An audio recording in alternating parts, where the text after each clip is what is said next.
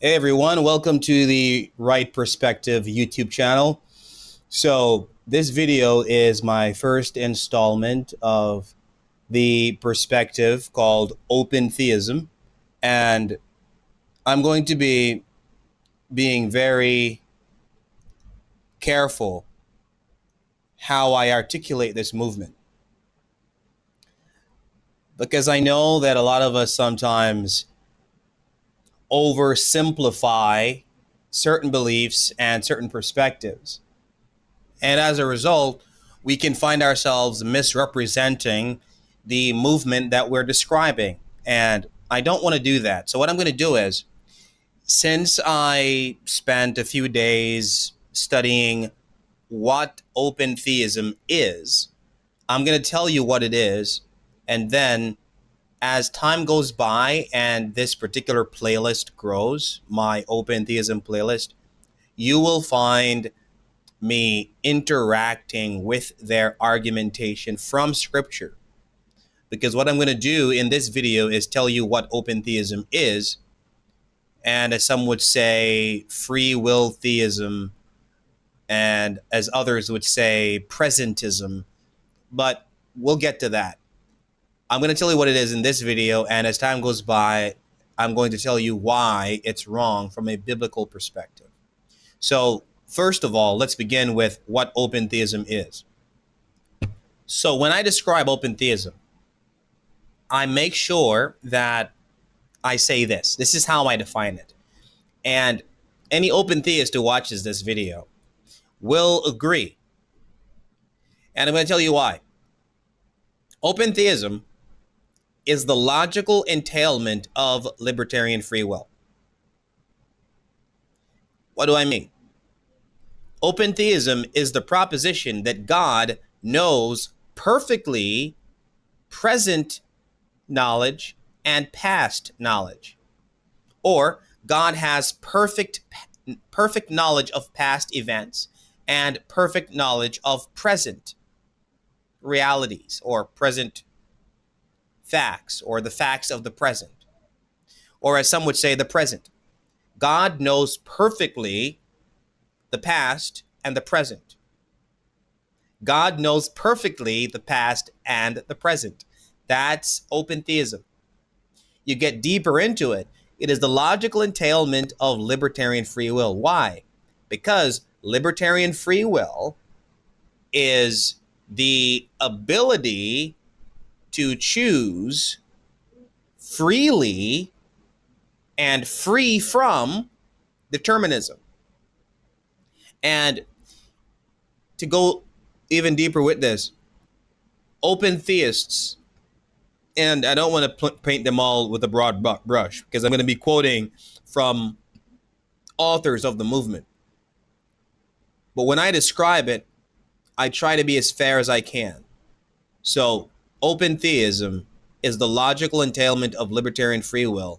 Libertarian free will is the opposite of determinism, the belief that you are free from external determination, you are free from determination, and you are the source of your action. You are the determiner of your action.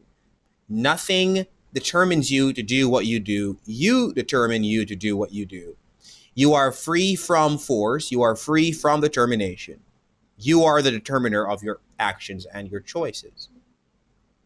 Now, when libertarian free will, as it is defined, is stated that you are free from determination, if God knows what you will do, then that means you are not free. Why? Because libertarian free will also includes the ability to do otherwise. Well, not even the ability, the freedom to do otherwise. So if you can't do otherwise than what God knows that you will do, you don't have free will. Libertarian free will, rather. If you can't do otherwise than what God knows you will do, you do not have libertarian free will. So the logical entailment of libertarian free will is that God does not know what you will do. God does not know your future choices. God does not know your future actions. He can't know. And I'm going to show you why it is the logical entailment of libertarian free will. Here we go.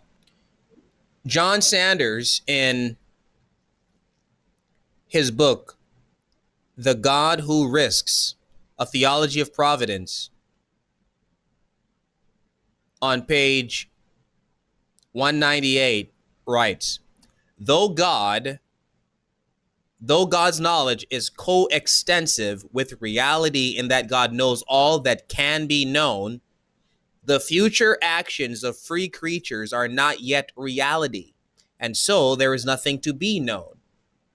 That's a logical entailment. God knows all present information. God knows all past information. God's knowledge is coextensive with reality in that God knows all that can be known. All that can be known is what happened in the past and what is in the present. If your actions are not yet done, if your thoughts are not yet in your head, if your words are not yet out in reality, they don't exist. And since God's knowledge is coextensive with reality, then God can only know that which exists. Your actions, thoughts, deeds, whatever you want to put in that gap, they don't exist. Therefore, God does not know them. Next one, Gregory Boyd, or Greg Boyd, God of the Possible, A Biblical Introduction to the Open View of God. Page 16 writes, if God does not foreknow future free actions, it is not because his knowledge of the future is in any sense incomplete. It's because there is, in this view, nothing definite there for God to know. So open theism simply means God knows perfectly the past and the present, but he doesn't know the future because the future does not exist. And I'm giving multiple definitions that all have the same underlying principle, and it is this. The logical entailment of libertarian free will is that you have to have the ability to do otherwise. Even if you have to have the ability to do otherwise. And if you don't have free will, libertarian free will. And I think there's more I can say. I'm doing this video extemporaneous, so excuse me. There's more that I could say. Okay, so here is a comparison between omnipotence and omniscience. A parallel is made to define omnipotence. Classical theism has affirmed broadly that omnipotence should be defined in terms of God's ability to do all that is logically possible, or logically possible to do. So, for example, God cannot make round squares, but this does not count against his omnipotence, since it is logically impossible to make a round square. In like manner, here is the logical argument. In like manner, openness proponents argue God's omniscience is limited to that which is logically knowable. It should not count against God, they say, nor should it count against the openness definition of a definite omniscience devoid of knowledge of the future. To say that God knows all that is logically knowable and it is just the case that knowledge of the future is logically unknowable. I'm going to have to say that again. So the argument is God knows all that is logically knowable. The future is not logically knowable, therefore God does not know the future. And I'm not talking about the future of everything, because open theists affirm that God upholds the universe by the word of his power, meaning the natural universe. What God does not know are the future free libertarian actions of his creatures. And that's the logical entailment of free will. If you want to say that you are able to do otherwise than what God knows you will do, then you are saying that God does not know what you will do. And I agree with that. In that sense, I love open theism. I love What I love about open theism is it's consistent. It is consistent. It is consistent. I'm a consistent Calvinist, so I can respect someone who's consistent. But there's a problem with the openness view, and you will see in videos that will be coming along. And I apologize, I haven't done a video in a long while. I've been reading, and when I don't read and I don't speak, well, when I'm reading and I'm not speaking, I tend to be unintelligent or unintelligible. So if I sound incoherent in this video, I apologize. Thank you for watching this long. My first video on open theism is what is open theism. So I can say I love open theism in the sense that it's logical, and I love when things are logically consistent. And I will say what James White says often. Open theism is basically consistent Arminianism, because Arminianism, classical Arminianism, or a classical Arminian, you all believe in libertarian free will. But as a consistent Calvinist, I can simply ask you, do you have the ability to do otherwise than what God knows you will do? You're going to say yes. If you say yes, then you are contradicting yourself, because God can't know what you will do if you are able to do otherwise. God can't know what you will do if you have the ability to do otherwise than what God knows you will do. He doesn't know, and that is what open theists are saying. You can't say, on the one hand, God knows what you will do, and then on the other hand, you have the ability to do otherwise, and then claim mystery, or say it's a mystery. No, you can't do that. And I like that open theists press the Arminians who want to hold on to the classical view. I hold on to the classical view. I'm a consistent Calvinist in that I will say that God knows the future because he has decreed the future, including the past and the present. But I just wanted to state for you all what open theism is. And let me see if I can quote something else. So I'm going to read this last thing, and then I'm going to conclude this video. The portion of the future that includes the entirety of future free decisions and actions that will be made by God's moral creatures is fully unknown to God. That's what God doesn't know. Future free decisions and actions. All of the decisions and actions that you will make tomorrow, all of your decisions that you'll make tomorrow, all of your actions that you'll perform tomorrow, the open theist will tell you, if they are consistent, God does not know what you will do, because you are truly free from determination. And for God to know what you will do, you're determined to do what God knows that you will do. And there are explanations as to how God knows what you will do, Calvinism, Molinism. But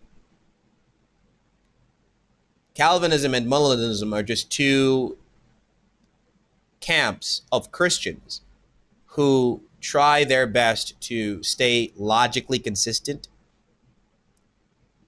and explain how God knows the future. The Arminian will say, hey, we're free and God knows the future and it's a mystery. But I will say with the open theist, where the Bible does not give you warrant to confess history, don't confess history, because, sorry, where the Bible does not give you warrant to confess mystery, don't confess mystery. If the Bible is not silent about something, don't say it's silent. If the Bible does not give you room to say it's mysterious, don't say it's mysterious. Example would be, we all know as Christians that the Trinity is mysterious, so we say that's a mystery. We all know that the nature of Christ, how can God be Christ and Christ be God? How can Christ be man and God at the same time? That's a mystery. The Bible gives us room for those mysteries. But as it relates to how God knows the future, the Bible does not give you room to say, hey, it's a mystery. So don't say it's a mystery. I think that the Arminian is standing in the middle of open theism on the one hand and Calvinism on the one hand. And because the Arminian is in the middle and he does not like the logical entailment of open theism, they reject it. Because they don't like the illogical entailment of Calvinism, they reject it. So what do you say? Because you want to hold on to both? You want to say God knows all things like the Calvinist, and you want to say that we have free will like the open theist? You just hold on to two contradictory things and say, hey, it's a mystery. And that's just, I mean, that's just you saying you're out of the conversation. You're not in the conversation. And there's a movement that came up a few years ago called provisionism, which takes from Molinism, takes from open theism, and takes from Arminianism. All the arguments that go against Calvinism and just compile everything because they don't like the logical entailment of Calvinism, which is the provisionist. And I have a playlist on provisionism. I have a playlist on provisionism, which I will, do more videos on eventually. Just because you don't like something doesn't mean it's not true. You have to argue against Calvinism without assuming free will, because all of you, the Molinist, the Arminian, the provisionist, the open theist, all of you assume free will. All of you assume free will, but it's not there in the text. And as we go along, we will be looking at all the passages that open theists use and why they're wrong in their conclusions and interpretation. But for now, just wanted you all to know what open theism is. God does not know the future free actions and decisions of his moral agents. He doesn't know. God, the open theist God doesn't know what I'm going to do tomorrow. And I'm going to close the video with this. Open theism is not Christian. It's not Christian. And this is not coming from me as a unique individual saying this. I'm going to show you. This is what the Baptist Faith and Message says. June 14, 2000. June 14, 2000. God is infinite in holiness and all other perfections. God is all-powerful and all-knowing. And his perfect knowledge extends to all things, past, present, and future, including the future decisions of his free creatures. That quote would mean that any one that claims to be Baptist, and every open theist, you'll not find them claiming that they are Presbyterian or Lutheran or anything like that. It's among the ranks of the Baptists. Baptist Faith and Message states that God knows the future, past, present, and future. God knows past, present, and future, all things, which would preclude any movement that says otherwise. And we have a Wesleyan Arminian named Thomas Odin. He says that the denial of divine foreknowledge constitutes nothing short of heresy. Now, I always say that all heresy is error, but not all error is heresy. If you believe heresy, you're not a Christian. If you believe error, you can be Christian and believe error. But if you believe heresy, you're not a Christian.